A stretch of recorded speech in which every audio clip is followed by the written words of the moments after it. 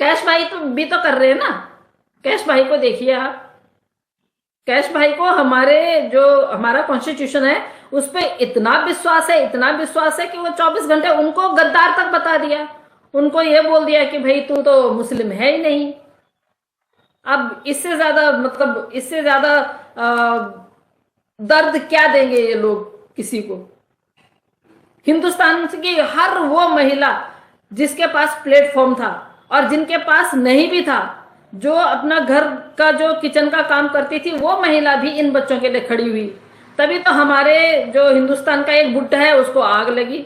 मतलब जो जो लोग इस केस में सच में अच्छी अच्छी बातें करते थे, बच्चों के रिगार्डिंग बातें करते थे, बच्चों को डिपोर्ट करने की बातें करते थे, बच्चों के भविष्य की बातें करते थे, इस भगोड़ी तक को भगाने की बातें करते थे, उन सब लोगों को क्या कह दिया गया कि ये झूठ बोलते हैं, इनके बस की कुछ नहीं है। तो आपके बस की थी तो आप क्यों नहीं कर रहे हैं? आप क्यों नहीं कर रहे हैं? अगर आपके बस की थी, सबके लिए नहीं बोल रही हूं, कुछ चुनिंदा है, सबके लिए नहीं बोलूंगी। फिर क्या कहता है कि मैंने बच्चों को गोद ले लिया है, जो मैं हर बार बोलती हूँ। और 19 महीनों से मैं अलग अलग प्लेटफॉर्म पे जाके मैंने बोला है कि गोद लेना इतना आसान नहीं है। बायोलॉजिकल फादर अभी जिंदा है, बायोलॉजिकल फादर अभी जिंदा है भाई। एक माँ किडनैप करके उस बाप से और उस मुल्क से उन बच्चों को यहाँ पे ले आई है, और तेरे घर में अगर उनको शरण मिली है, शरण तेरे ही घर पे मिली है उनको, क्योंकि तुम लोगों ने जो है वो अपना एड्रेस दिया है जब उसकी जमानत हुई है। और बहुत सारे लोग कहते हैं कि उसको उन्हीं के घर में क्यों रखा गया। तो मैं आप लोगों को बता दूं, कभी भी कंफ्यूज होने की जरूरत नहीं है, और किसी के ऊपर भी भड़कने की जरूरत नहीं है, किसी को भी गाली गलौज करने की जरूरत नहीं है। देखिए, वो एड्रेस उन्होंने अपना दिया, तब जाके वो उस घर में रह रही है। नहीं तो ना तो किसी को ये था कि ये जबरदस्ती सचिन के घर में रहे। सचिन वहां पे मुकर जाता, अगर ये 2 टके का आदमी मुकर जाता कि भाई मैं जानता ही नहीं हूं, तो ये औरत कभी भी बाहर नहीं रहती, कभी भी कानूनन ये औरत कभी भी बाहर नहीं रहती। बच्चों को किसी उसमें रख दिया जाता चाइल्ड केयर सेंटर में, और इस औरत को वहां जेल में डाला जाता, और बच्चे उस टाइम पे डिपोर्ट हो जाते। जिस तरह से रोशन अली अजीम साहब पे दोबारा से आऊंगी, जिस तरह से रोशन अली अजीम साहब ने काम किया था ना, अगर वही काम होता रहता और रोशन अली अजीम साहब एक एक करके सबको लाइन पे खड़ा करते और पूछते, तो सच में ये औरत इतनी जल्दी चली जाती ना, इतनी जल्दी चली जाती। इस औरत को यहाँ पे रखने का किसी का कोई इरादा नहीं है और ना था, सिर्फ एपी सिंह जी के अलावा। तो एपी सिंह जी कौन होते हैं? एपी सिंह जी कानून से बड़े थोड़ी नहीं है, एपी सिंह जी कानून से बड़े नहीं है। हमारा कानून करता ना जो कुछ करता, हमारा कानून भेजता, हमारा कानून उसको डिपोर्ट करता, बच्चों को किसी चाइल्ड केयर सेंटर में रखा जाता जब तक डिपोर्ट होते।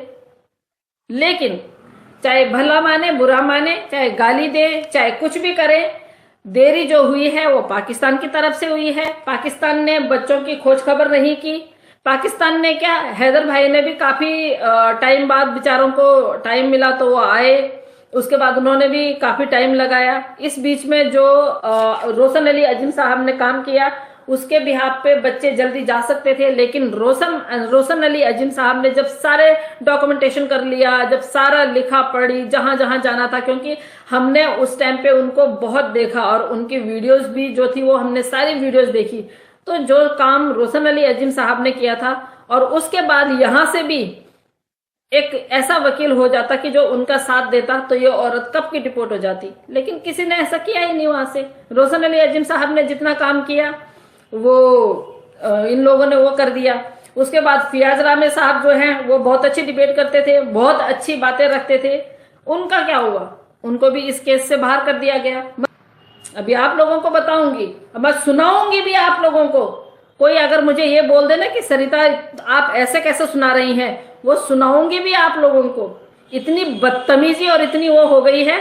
फिर लोग मुझे बोल रहे हैं कि आजकल जो कंट्रोवर्सी हो रही है उसमें जितना मैं कर पाई हूं मैंने किया अपनी तरफ से, नहीं हो रहा है तो अब उसमें मैं क्या करूं। फिर भी उसमें लोग बोल रहे हैं कि सरिता चुप क्यों है। भैया सरिता चुप नहीं है। सरिता 19 महीनों से अपने बच्चों को, अपने घर वालों को और अपने आप को गालियां खिलवा रही है। ठीक है, पाकिस्तान के पैनल अगर हमने ज्वाइन किए तो उसमें तुम लोगों का क्या गया? क्या तुम लोग पाकिस्तानी को पैनल पे तुम लोग नहीं गए? तुम लोगों ने अपनी बातें नहीं रखी वहां पाकिस्तान के पैनल पे जाके? शुरू में आप ही जाते थे ना, एक सो कॉल महोदय हैं, है ना, आप नहीं जाते थे?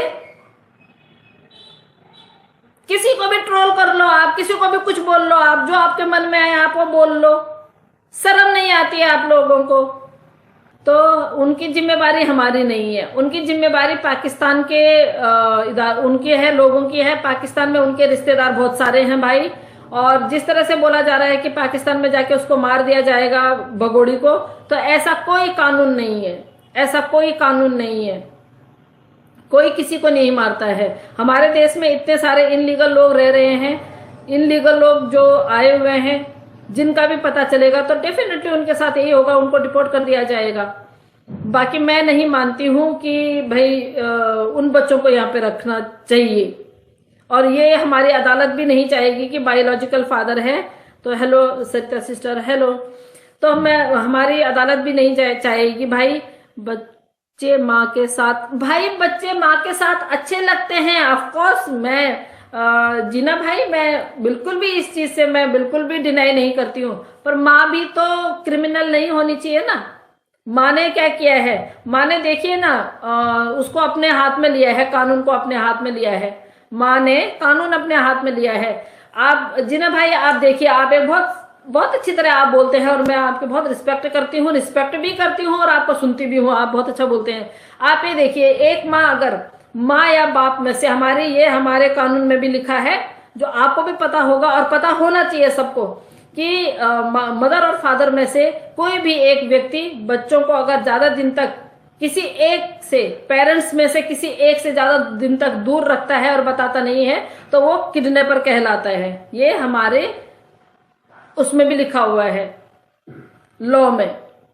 तो आप ये बताइए कि यहाँ पे कसूरवार कौन है? फिर वो इनलीगल आई है, इनलीगल की आप मुझे जीना भाई, आप मुझे ये बताइए, इनलीगल इंसान के लिए क्या सजा होती है? आज जीना भाई आप मुझे बताइए, इनलीगल इंसान के लिए क्या वो होती है? इसको यहाँ पे नागरिकता कभी नहीं मिलेगी, आप यकीन कीजिए भाई, नागरिकता कभी नहीं मिलेगी। और उसके सीएए के द्वारा इसको कभी भी यहाँ पे शरण नहीं मिलेगी, एनआरसी के द्वारा इसको यहाँ पे नहीं रखा जाएगा। आपको पता है कि जो बांग्लादेशी हैं, पाकिस्तानी हैं, अफगानिस्तानी हैं, इन लोगों के जो मुस्लिम लोग हैं ना, इनके लिए हिंदुस्तान में सीएए में कोई जगह नहीं है। तो जीना भाई, अब इससे ज्यादा मैं क्या बताऊं आपसे? आज चलिए, आज आपके ही मुद्दे पे मैंने बात कर ली, क्योंकि मैंने इतने सारे पॉइंट्स लिखे थे, इन पॉइंट्स पे मैं कल बात करती हूँ। तो आप बताएं जीना भाई, मुझे पता है उसे नागरिकता नहीं मिलेगी, एग्जैक्टली। तो अब आप ये बताएं कि एक पिता, एक माँ और एक पिता में से दोनों अगर बच्चों को एक से छुपके से, और वो 50 दिन छुपके रही है, तब तक किसी को ना तो किसी को पता था, जबकि इनके घर वालों को, जीना भाई, इनके घर वालों को पता था। सच में मैं आपको जीना भाई, मैं बताऊं आपको, इनके रिश्तेदारों को सबको पता था, जो आज सामने नहीं आ रहे हैं।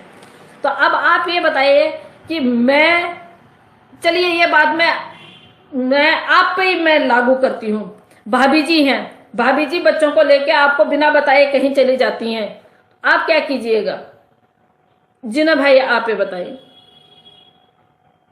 आपके लिए भी हमारा कानून वही करेगा जो इसके लिए करेगा, क्योंकि ये क्रिमिनल है, बच्चों को किडनैप करके लेके आई है और इनलीगल आई है, तो इसकी सजा तो बनती है भाई।